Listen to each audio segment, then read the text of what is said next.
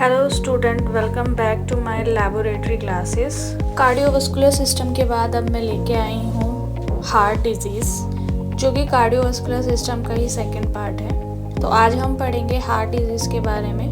तो चलिए देखते हैं हार्ट डिजीज़ क्या क्या है, उसके symptom and causes, risk factor क्या होंगे, कैसे हम हार्ट डिजीज़ को डायग्नोज कर सकते हैं और क्या क्या हमें उसका ट्रीटमेंट लेना चाहिए। आज इन सभी टॉपिक के बारे में हम पढ़ने वाले हैं। तो चलिए स्टार्ट करते हैं अपनी वीडियो। तो पहले अब हम बात करेंगे हार्ट डिजीज़ के बारे में।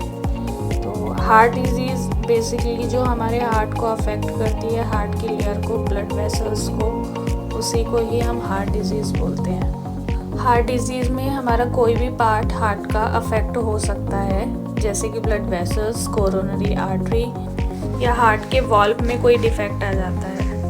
तो अब हम डिस्कस करते हैं coronary artery disease. Coronary artery हमारे हार्ट के ऊपर प्रेजेंट होती है। जब इसमें कोई भी ऑब्स्ट्रक्शन आ जाता है तो उसको हम कोरोनरी आर्टरी डिजीज़ बोलते हैं। इसमें हमें कुछ सिम्टम्स दिखाई देते हैं, जैसे चेस्ट में टाइटनेस हमें फील होती है, शॉर्टनेस ऑफ ब्रीदिंग हो जाती है, नेक पेन होना स्टार्ट हो जाता है, हाथ पैर हमारे नंब होना स्टार्ट। नेक्स्ट हम देख लेते हैं हार्ट अरिथमिया। अरिथमिया एक ऐसी डिसफंक्शनिंग होती है जब हमारे हार्ट बीट ज़्यादा फास्ट होती है या फिर स्लो हो जाती है। तो इसके वजह से चेस्ट पेन, डिजीनेस, फेंटिंग, हमारी स्लो और फास्ट हार्ट बीट। इसके कॉजेज़ क्या क्या हो सकते हैं? कार्डियोमायोपैथी, डायबिटीज़, ड्रग्स का इंटेक ज़्यादा, स्मोकिंग, कैफीन, अल्कोहल, स्ट्रेस, ये सारे रीज़न हैं हार्ट अरिथमिया के। तो नेक्स्ट हम बात करते हैं कॉन्जेनाइटल हार्ट डिजीज़। ये एक ऐसा डिफेक्ट है जो बाय बर्थ बच्चे को हार्ट में प्रॉब्लम होती है। इसके सिम्टम्स क्या हो सकते हैं? ग्रे और blue skin, leg swelling, shortness of breath, poor weight gain. Causes अभी तक इसका कुछ पता नहीं लग पाया, लेकिन कुछ है, जैसे जीन्स में चेंजेस, मेडिसिन और alcohol use during pregnancy. Next है हार्ट वाल्व डिजीज़। जब हमारे वाल्व में कोई डिफेक्ट आ जाता है तो उसके सिम्टम्स क्या क्या हो सकते हैं? Chest pain, fainting, irregular heart beat. अब इसके कॉजेज़ जैसे rheumatic fever, connective tissue disorder, मतलब ब्लड में कोई डिसऑर्डर होना, या फिर एंडोकार्डाइटिस, या ये भी हो सकता है कि बाय बर्थ ही बेबी में वाल्व प्रेजेंट ना हो।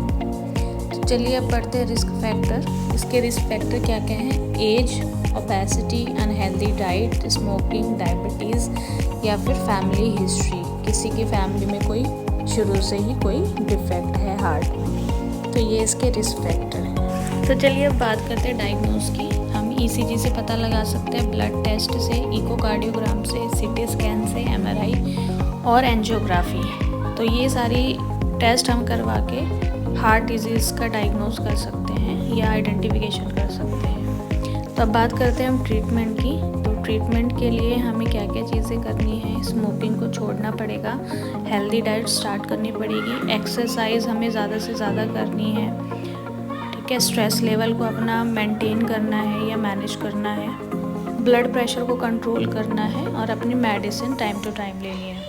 तो इस तरीके से हम इसको मैनेज कर सकते हैं। तो स्टूडेंट, आई होप आपको ये वीडियो पसंद आई होगी। तो मिलते हैं नेक्स्ट वीडियो में, तब तक के लिए बाय बाय, टेक केयर।